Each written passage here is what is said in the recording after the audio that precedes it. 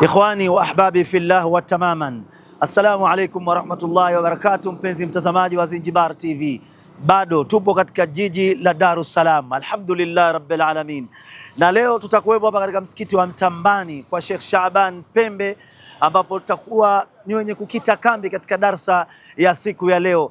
Darsa hiyo itakuwaje na namna gani, jinsi itakavyokuwa, basi ambatana nasi mtazamaji mpendwa. Kwa niaba ya crew nzima ya Zinjibar TV, DOP Director of Photography Kahale, mkurugenzi wetu gwiji nguli mwamba Profesa Alhaji Sheikh Salum Mardhia, mimi ni watamaman moja kwa moja. Kwa sasa nikupeleke ndani kwenda kusikiliza darsa. Fali tafadhal mashkuran majuran, mtazamaji mpendwa watamaman.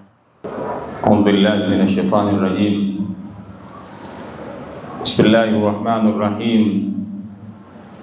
Innal hamdalillah nahmaduhu wa nasta'inuhu wa nastaghfiruh wa na'udhu billahi min shururi anfusina wa min sayyiati a'malina. Man yahdihillahu fala mudilla lahu wa man yudlil fala hadiya lahu.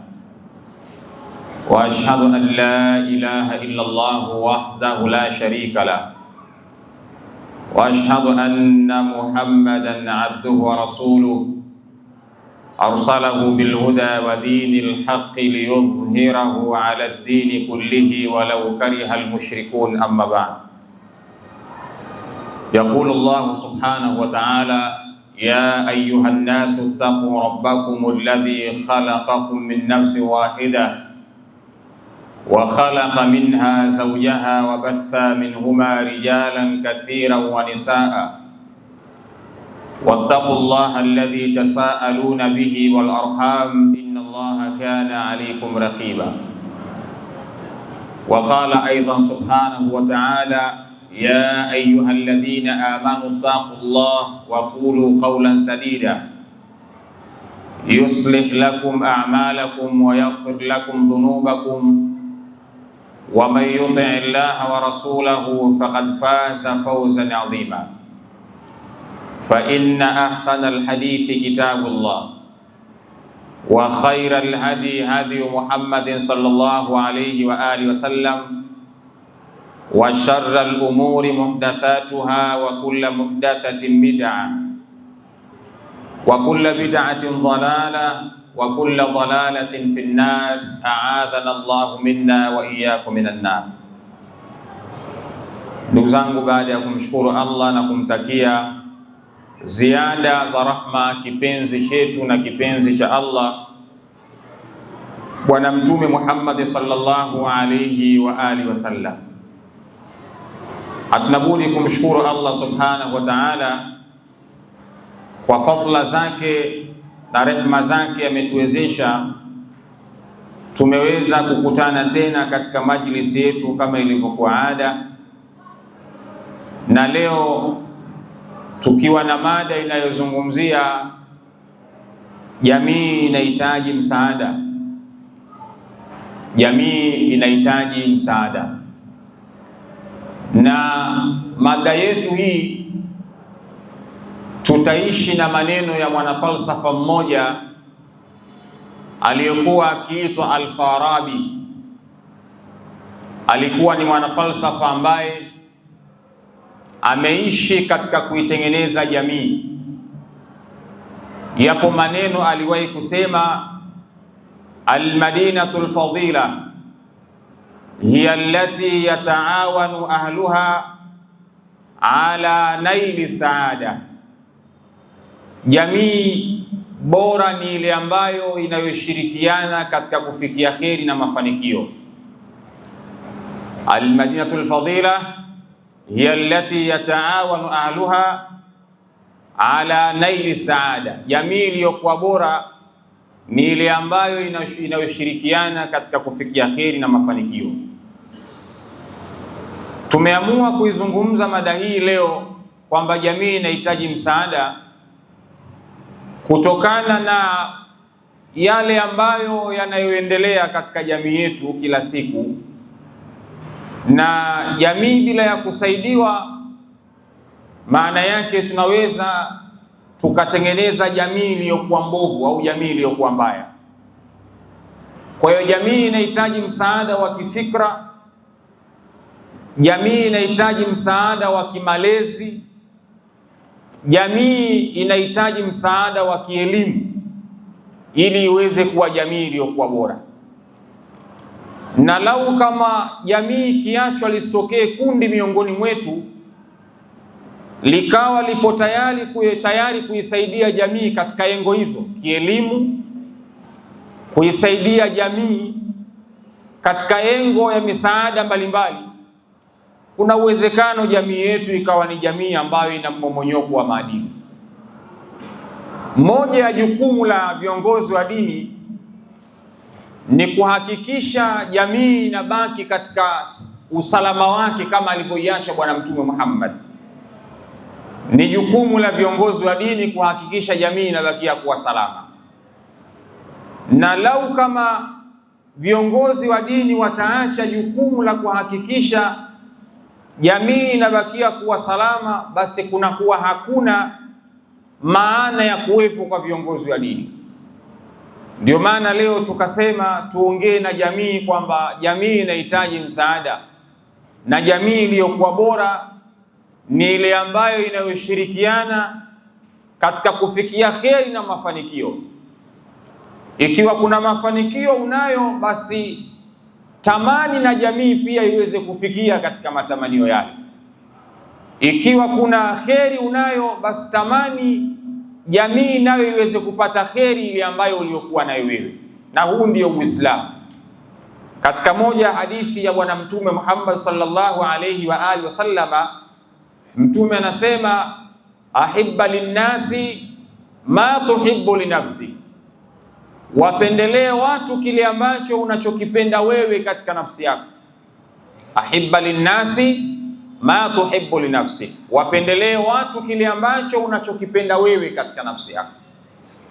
Ikiwa unapenda familia yako ionekane familia iliyoendelea, familia iliyostaarabika, basi pendelea na jamii ya watu wengine vile vile iwe ni jamii iliyostaarabika, jamii iliyoendelea. Zamani ilikuwa mtoto ni wa jamii nzima, alikuwa analelewa na jamii nzima mtoto. Zamani ilivyokuwa kwamba mtoto akikosea anaweza akachapwa na mtu mwingine njiani akamwadhibu, au jirani akamkuta mtoto anakosea akamwadhibu.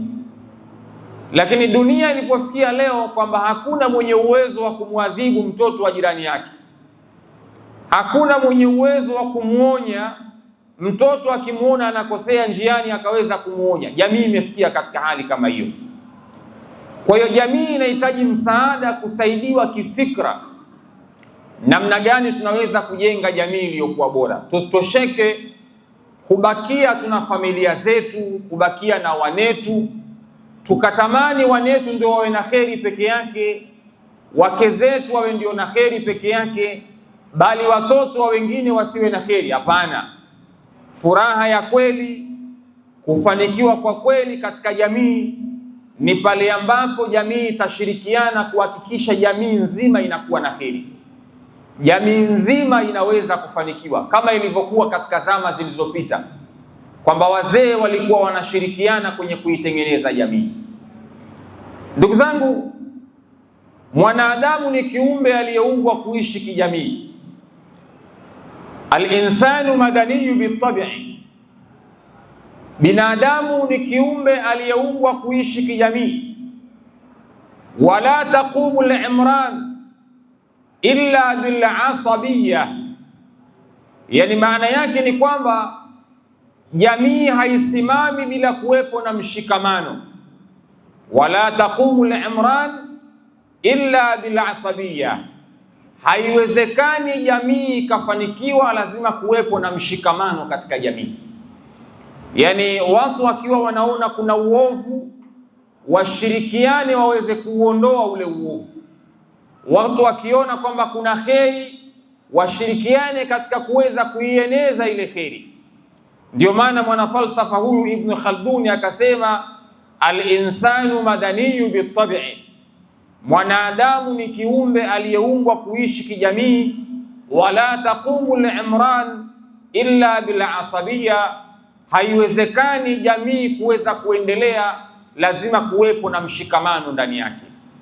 Kwa hiyo lazima ziwepo darsa za kuweza kuzungumzia maisha ya kijamii tuliyokuwa nayo.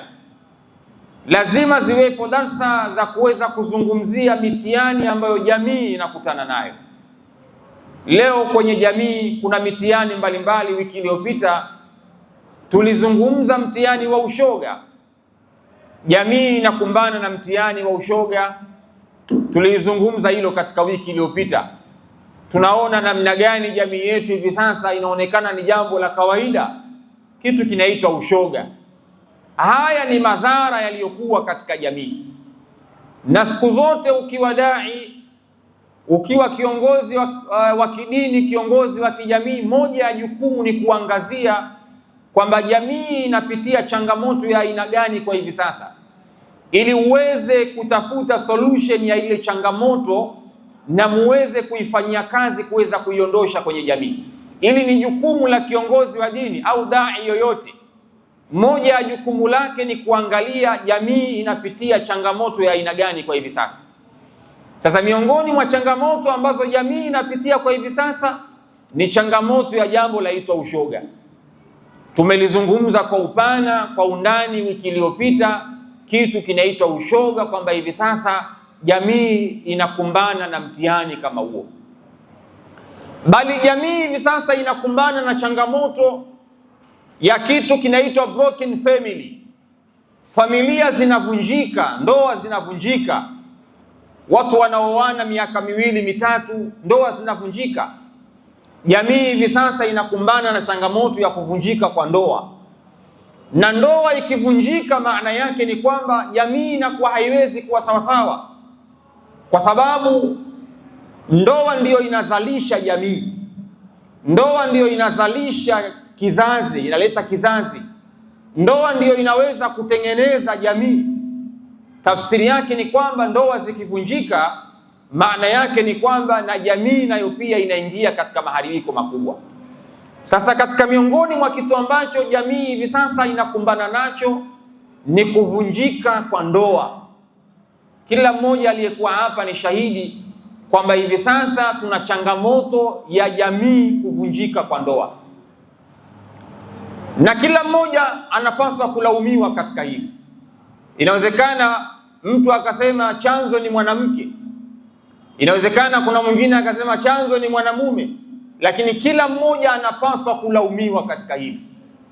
Na ndoa zilipokuwa zinavunjika, ndio leo unaona wanaanza kutokea panyarodi mitaani.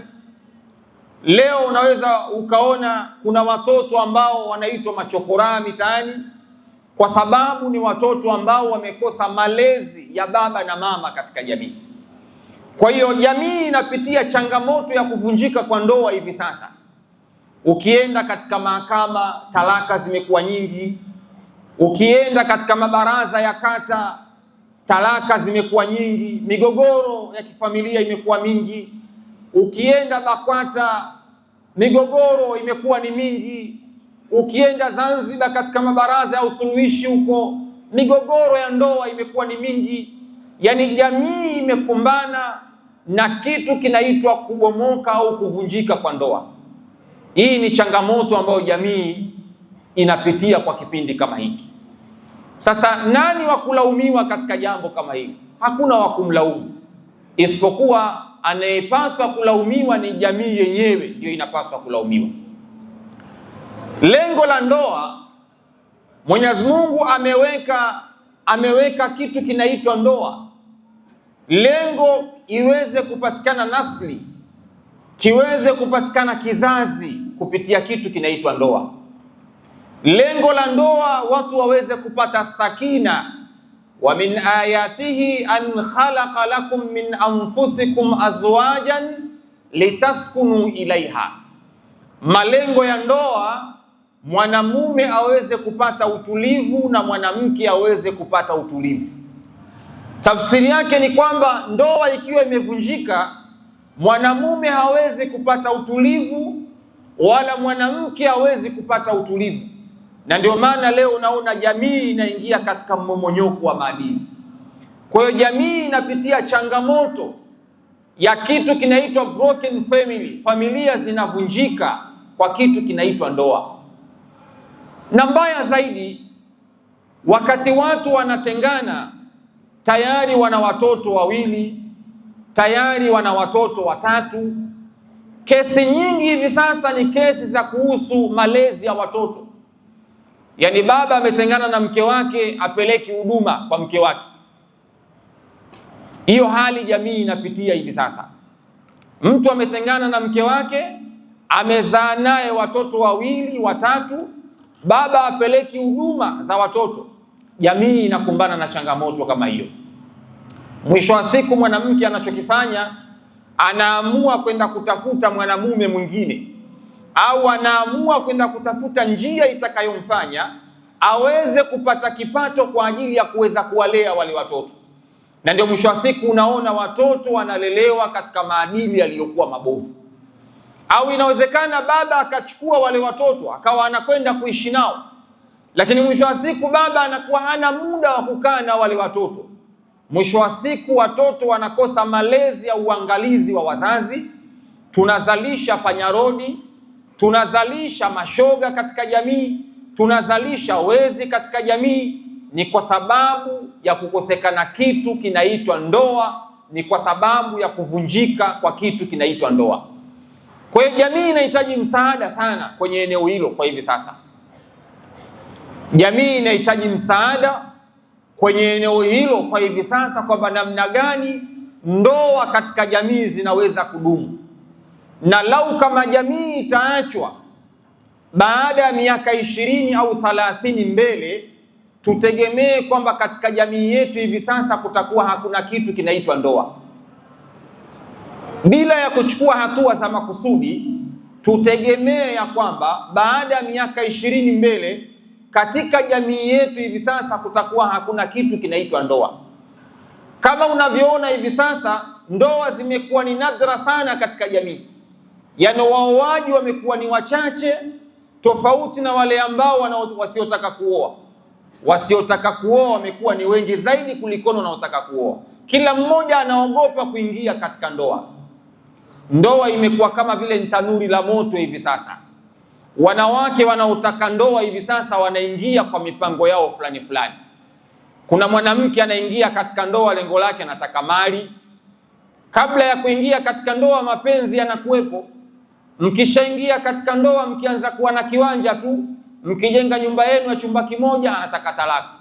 Anajua mtaenda mahakamani, mtagawana. Imefikia kiwango hivi sasa jamii imekuwa haitaki kitu kinaitwa ndoa. Jamii hivi sasa imekuwa haitaki kitu kinaitwa ndoa kwa sababu ya mitihani iliyokuwepo katika jamii. Kwa hiyo lazima itafutwe solution ya namna gani ya kuweza kuisaidia jamii ili iweze kuepukana na changamoto ya kitu kinaitwa talaka, iweze kuepukana na changamoto ya kitu kinaitwa broken family, familia kuvunjika katika jamii. Ndugu zangu, kwa hali ilivyo hivi sasa katika jamii, mambo yanavyokwenda, ukitazama kwa makini, unaweza usione athari ya changamoto zinazotokea katika jamii katika wakati kama huu. Lakini baada ya miaka 10 ama 20 mbele, unaweza kuja kuona athari ya changamoto hizi ambazo leo zinatokea katika jamii. Baada ya miaka 10 mbele, kama unavyoona, walioanza kupandikiza baadhi ya fikra katika jamii ya mambo ya ushoga walianza kidogo kidogo. Walianza kwenye redio, walianza kwenye television, walikwenda kwenye magazeti, leo yapo kwenye mitandao. Leo katika jamii inaonekana ni jambo la kawaida. Hii ni outcome au ni matokeo ambayo watu waliinvest miaka kadhaa nyuma iliyopita. Na changamoto tunazoziona leo katika jamii, athari yake hatuwezi kuiona leo, tunaweza kuja kuiona baada ya miaka 20 mbele. Kuvunjika kwa familia leo, kukithiri kwa talaka leo katika ndoa, athari yake huwezi kuiona leo. Athari yake unaweza kuja kuiona baada ya miaka 20 mbele, kwa sababu tayari jamii inakuwa ishaharibika. Watoto wanakuwa tayari washaharibika kwa sababu wamekosa malezi ya pande mbili. wamekosa malezi ya baba, wamekosa malezi ya mama. Athari yake inakuja kupatikana baada ya miaka 20 mbele. Ndugu zangu, kulipokosekana kitu kinaitwa ndoa katika jamii, kulipokosekana kitu kinaitwa ndoa katika jamii, athari yake leo katika jamii, wamepatikana watu wanatengeneza uhusiano mpaka na wanyama. Kulipokosekana kitu kinaitwa ndoa katika jamii, athari yake leo watu wanatengeneza mahusiano mpaka na wanyama. Waswahili wanasema ukistaajabu ya Musa utayaona ya Firauni. Zamani tulikuwa tunashuhudia, tunaona wazungu, mtu akiwa ana mahusiano na mbwa, akiwa ana mahusiano na ng'ombe, akiwa ana mahusiano na farasi wake, akiwa ana mahusiano na mnyama. Tulikuwa tunaona hivyo katika movie, tulikuwa tunaona hivyo. Jambo lile lilikuwa linaonekana kama vile ni jambo la kawaida. Lakini leo tunavyozungumza, Tanzania tabia hiyo imezuka. Yaani imekuwa mtu anaweza kutengeneza mahusiano na mnyama. Mtu anaweza kutengeneza mahusiano na mnyama. Yaani mwanamke akawa na mahusiano ya kimapenzi na mbwa wake. Tanzania leo tumefikia katika level hiyo. Mwanamume anaweza kuwa na mahusiano ya kimapenzi na mbwa. Tanzania tumefikia katika level hiyo. Inawezekana wewe usiyaone hayo, lakini hali ilipofikia leo, jamii ilipofikia leo, kwa kukosekana kitu kinaitwa ndoa, watu wanaweka mahusiano na mbwa. Sasa hili halikuzuka from nowhere. Hapana. Ukizitazama zile herufi za LGBTQ, wale ambao wanaohamasisha mapenzi ya jinsia moja, ukitazama zile herufi zina maana yake, lakini mbele ya zile herufi mwishoni kuna plus. Yaani maana yake kuna vitu vinaongezeka kadri ya siku zinavyokwenda, kuna herufi watakuwa wanaziongeza mbele. Ukisema L, maana yake lesbians, mapenzi ya jinsia moja baina ya mwanamke na mwanamke. Zamani ilikuwa ni jambo ambalo ukiliona unastaajabu, leo ni jambo la kawaida. Ni chama maalum kile, watu walikianzisha, lengo dunia nzima waone ni jambo la kawaida, kukawa na chama maalum. Kwa hiyo ukiona herufi L, maana yake ni lesbians, maana kuna watu wanaingiliana mapenzi ya jinsia moja, wanawake na wanawake, wanaitwa matomboi. Wanaitwa matomboi. Zamani ilikuwa kumuona tomboi mtaani ilikuwa nadra. Sasa hivi kukutana na binti aliyevaa mavazi ya kiume kiasi ambacho ukawa unastaajabu, huyu mwanamke au mwanaume, imekuwa ni jambo la kawaida. Imekuwa ni jambo la kawaida.